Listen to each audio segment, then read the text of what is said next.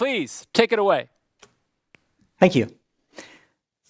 This smartphone here has become better in time. The camera has been improved, the operating system has been improved, everything because of the software updates. Now, as human beings, can we also get some software updates to upgrade, up-level, improve ourselves? Technically, we can. But do we? Or are we more like this shaver? You know, it works well, it does its one job really well, but it's the only thing it has done since I bought it, and perhaps even the blades are no longer that sharp. It does its thing, but there's no upgrades, no updates, no improvements. Is that enough for the future? Or is it that we as human beings have to be able to update ourselves as well? Now, when we think about this technological side of updating ourselves, we could bring the analogy from a mobile device. So there's this hardware, we could biohack, we could enhance our capabilities. There's this software, we could acquire new skills and knowledge and learn things. And most importantly, there is this thing, firmware in the middle that makes those things work. This is something that is hidden. We do not see that, but it works and determines how we act and do our things. So these are the fields that we could do our software updates in a way, or hardware update as well.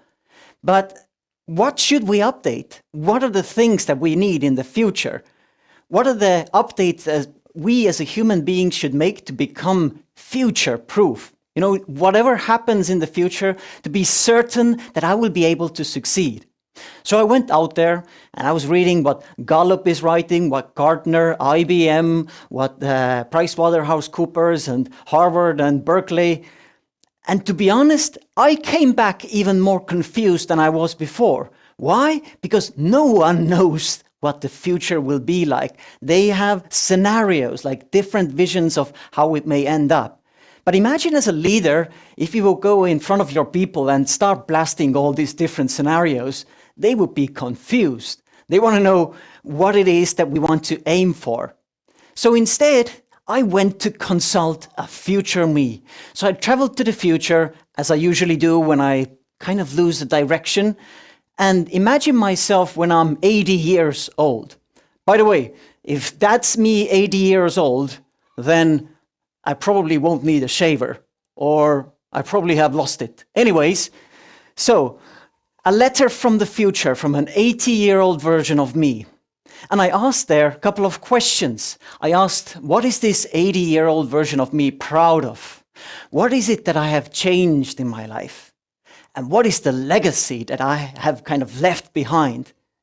These are like bold questions, and I do it every year, at least a couple of times. It really gets the mindset going of what is the impact that I want to create. And after doing this exercise years and years, I see some patterns that emerge when I look at the ideas, the concepts that will matter in the end. I see 3 elements that matter in my understanding in the end. One of them is the relationships that we built. So many things that I want to remember are related to other people and how I impacted their lives and how they impacted mine. Secondly, the impact, the things that I have brought to this world. What will be left after me? What is it that I have created? I mean, not just how many hours I have put into the work, but what will be left after that? And thirdly, who is the person that I became? For my children, to be an example, for other people, to be an inspiration. Who is the person that I became? So these seem to be the key things that matter the most when it comes to updates. So let's dive in and let's find out some of the ways we could do those updates for ourselves. Whenever we meet a person, and not just meet, but whenever we connect with a person, it feels like, you know, having extra pair of eyes to be able to see something that you did not see before. I think that is the most fascinating part about meeting people.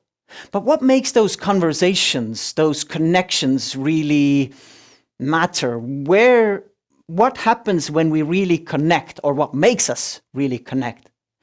Think for a moment some of the really good podcast episodes that you have been listening to recently. I mean, think what was different there? What were they talking about? Or how they made it so relevant that you felt that you were in the room, that you felt it moved you? It seems to me that those three elements are the things that make a connection really powerful. One is the transition stories. Whenever we meet someone, to hear how they went down and how they got back up. Why? Because it brings us hope. It brings us hope that we are also able to get back up when we're down. Second is creative dream projects. You know, when we meet another person, we want to hear from them. What are they currently working at? What is their dream? What is so bold dream that they even themselves are scared of it? What happens inside of ourselves at the same time, we give ourselves a permission to dream then again. And the third element is openness. In talking about the fears, the doubts that we have, really open, not hiding, not trying to put this fancy face, everything is okay, no weed in my garden. Really open about things that are tough. And I believe that these are the components. If we cover those, our conversations will move from just meetings into something where we really connect. That's the key thing. That's the key, one of the key updates. So we connect for inspiration. And as an sort of introvert, to be honest, who I am, an introvert, as an Estonian, I don't want to go and talk to strangers, but there is one specific thing that I have installed inside of myself. It's a mindset, it's a belief that every person I meet is an opportunity to learn. I don't want to do small talk. I don't want to chat with people. But this belief, every person is an opportunity to learn, is something that enables me to go out there and to find out about these people. And you know what happens when we connect with people? Magic happens. We get inspired. I mean, recently I met a colleague of mine for the first time. In 1 or 2 hours, we had a conversation. He was writing me back after in the evening saying, I have 1 page full of ideas from the conversation I had with you. And I was also inspired because she was a visual artist and I started to apply some of the concepts in my work. When two minds really connect, we become more than we were before. And I think that's the inspiring part. I remember years ago, I was watching the Discovery Channel. And you know, in Discovery Channel, they can make anything super interesting. And I felt this desire that, this dream, in future, I would like to be the Discovery show host. But this dream was so far, like, I don't know, Discovery doesn't have any affiliation to Estonia, and it felt so far. So I asked myself, what is behind that dream? What is it that makes this desire in me? And the answer was how I'm able to make ordinary things interesting. That's what draws me to that dream. So I asked myself, do I have to be a Discovery show host to do that? And the answer was no.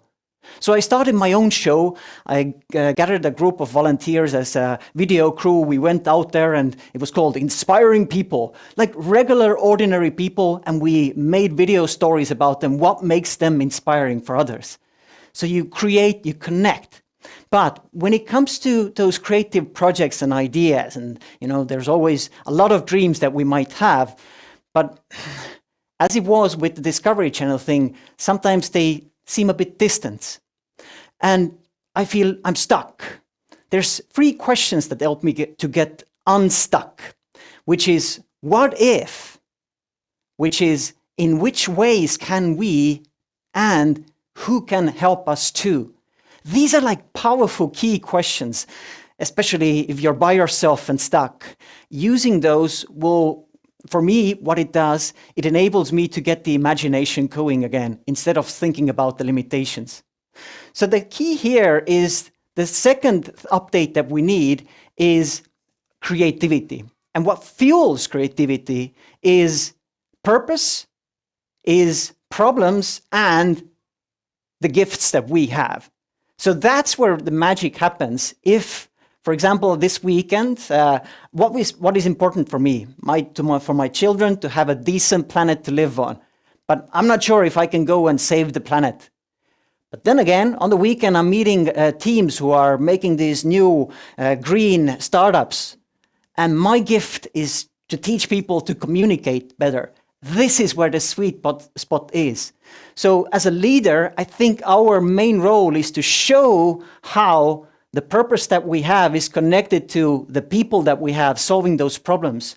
Once we're able to do that, that's where we create for legacy and we find ways to build dreams. But creating is fun, but we have this thing called like a handbrake. Whenever we get excited about something, there's something that says, uh-oh, you're not the guy who is able to do that. The third element to update ourselves is growing as a person for an impact. And there's this one specific strategy that helps me to see obstacles, problems, tough things as a fuel for my growth. Now, there's three kinds of people: victims, heroes, and a surfer. Victims are the ones who see that bad things happen to them. Heroes see that good things happen because of them.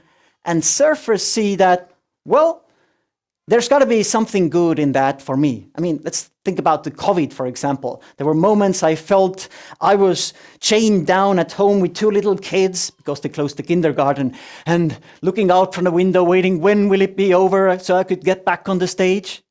But then there was a switch to the hero mode, which was to rescue. I have to save my clients. They need my online courses. And it really changed the perspective that I had. But at sometimes, maybe we just need to be a surfer who says, just surf it. This is not my battle, just surf it. So imagine when the next time when you take this smartphone, let it be a reminder to you that it's time to update yourself. So why are you here? We're here to connect, we're here to create, we're here to grow. And why not use this kind of a metric to evaluate throughout the day? For example, after your next Zoom meeting that you have with your team, did we have the chance to connect? Did we have the chance to create something together? Did we have the chance to grow? Because these are the key future updates that we want to have in the future. To connect for inspiration, to create for legacy, to grow for impact. At least that's my plan to become future-proof. I hope this will be a useful plan for you as well. Thank you, Harald. We feel very connected to you somehow. That was excellent. And we have a question for you from one of our jury members. Hans Jansen, can you hear me? Yes, I can. Please ask us that question. Okay, Harald. Well, first of all, thank you for your very energetic talk. I really enjoyed it. The thing that struck me is when you said each new, and I changed my mindset, each new encounter with a new person is an opportunity to learn. So what did you decide to do differently than from that moment on? One of the things that I do is think about if podcasts are really good, the way I meet with people is similar as if there's other people listening to us. I ask questions. I lead in the conversation, because otherwise they might talk about some daily whatever things are. But by asking leading questions, you actually lead the whole conversation and you learn something from them.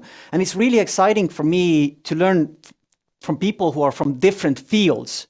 This is how I get a wider perspective. And I think that is one of the really powerful keys that we as human beings can take with our colleagues, with new people that we meet, to see that it's an opportunity not just to have a chat, but it's an opportunity to learn. Wow, thank you.